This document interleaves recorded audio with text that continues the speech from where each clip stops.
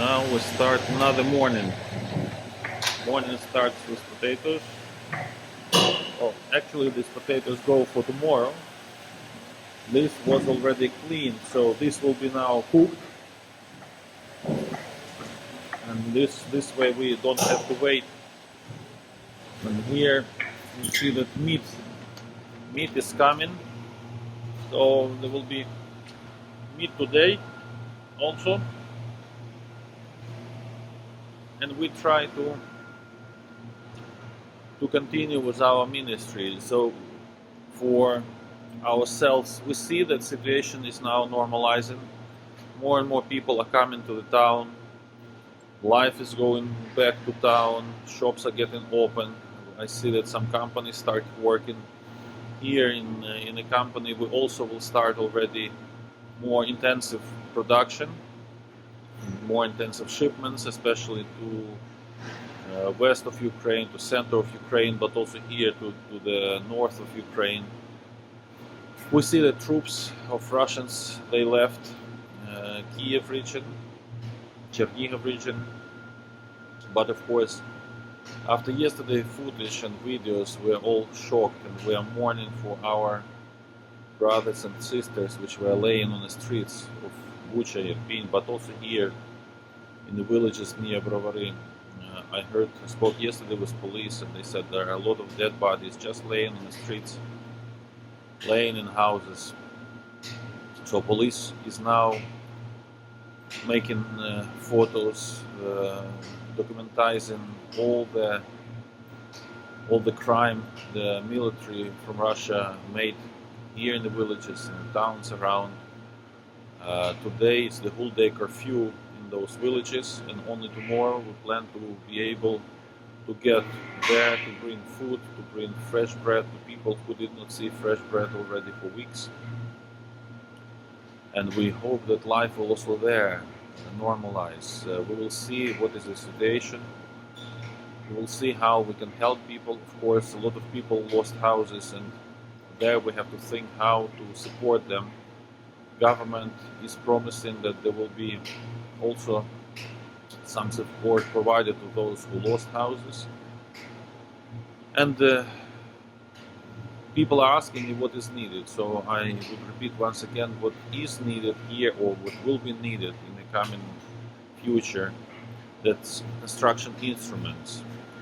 I don't think it's wise to bring in construction materials, well, some of course, but things will get available here. The industry will start up because Russians were destroying a lot of food industry, well, metallurgical industry, of course, they were destroying.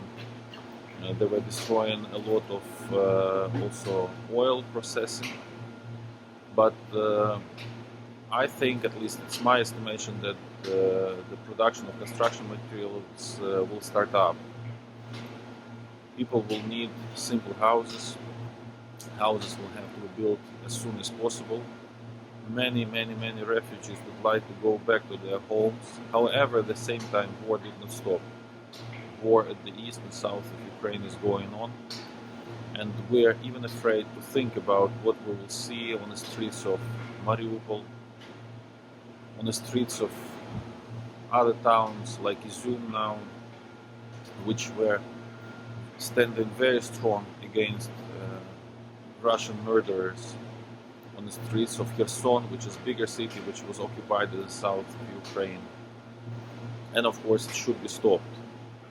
Here in Brovary we plan to continue our ministry till almost end of April.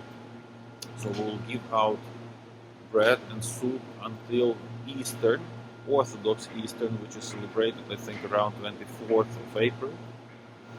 On that day or just before that day we plan to give to old people such a special Eastern breads to bake and to give some 2,000 pieces of that.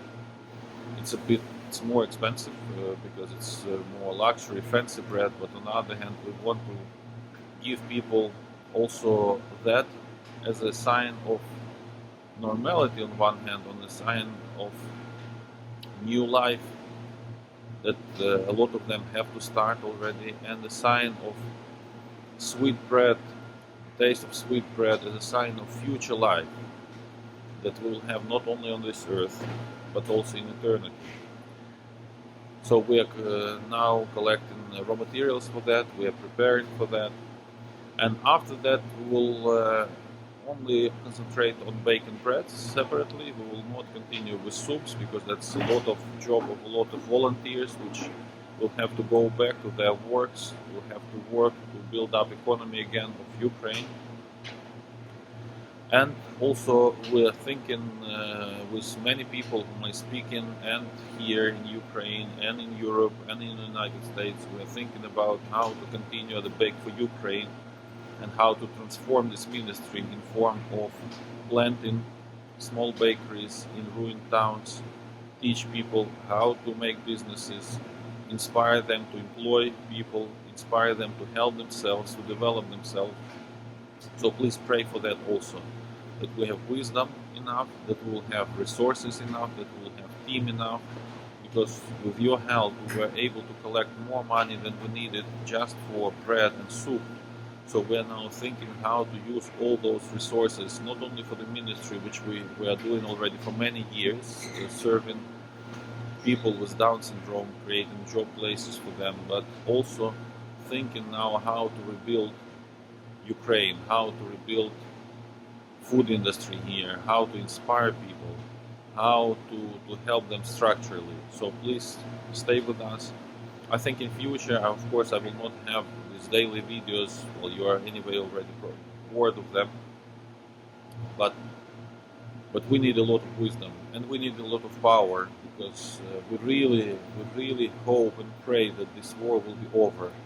But we hope and pray that this war will end with our victory, that this war will not be pushed, there will be no pressure to Ukraine just to stop the war, because let them take whatever they wanted to take, these Russians, but just stop the war. No, this war should end with a victory of Ukraine. And I really believe that this war is beginning of collapse of the big Russian empire, big evil empire. So please pray for that. Stay with us. Thank you very much for your support, and may God bless all of you. Live in peace. Here the generators which we got from the Netherlands. Here also, so we will now unpack, because tomorrow we go to the villages.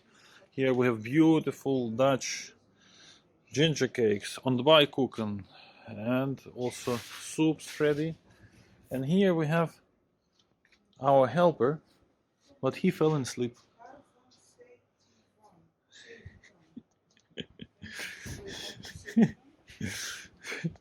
That's, it's a grandson of one of our workers.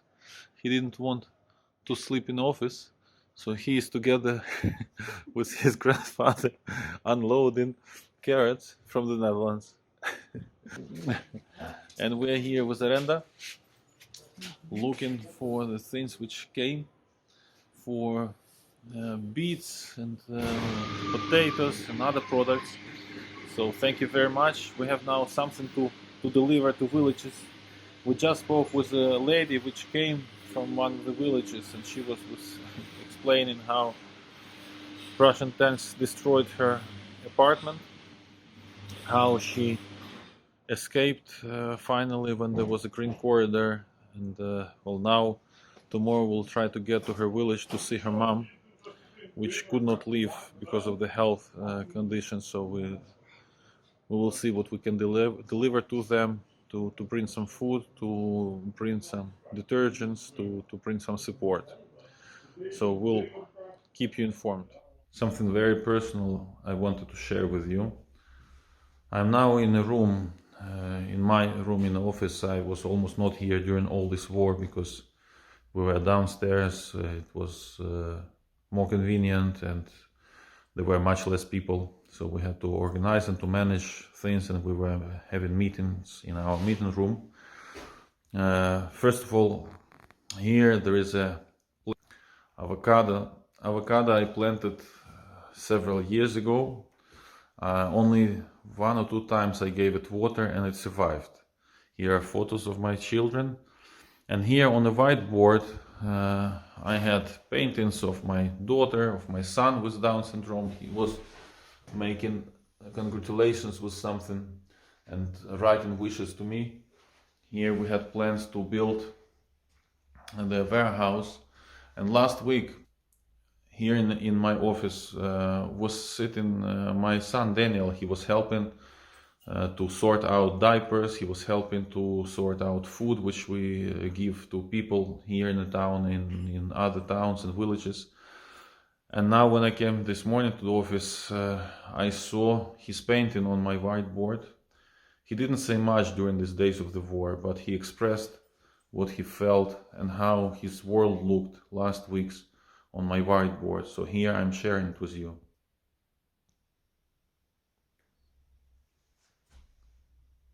This is his world in the last weeks. And this is how many children in Ukraine felt like. So pray for peace for Ukraine. Push on your governments to help Ukraine out, to change the world. This is not the world children should live in. I'm very thankful to God for all your support, for all your messages. I'm very thankful to God that my family is safe. I'm very thankful to God that we could make the ministry and we'll try to continue it. We need wisdom, we need power, we need your prayers. And we need your prayers for victory of Ukraine in this war. Please stay safe and may God bless all of you.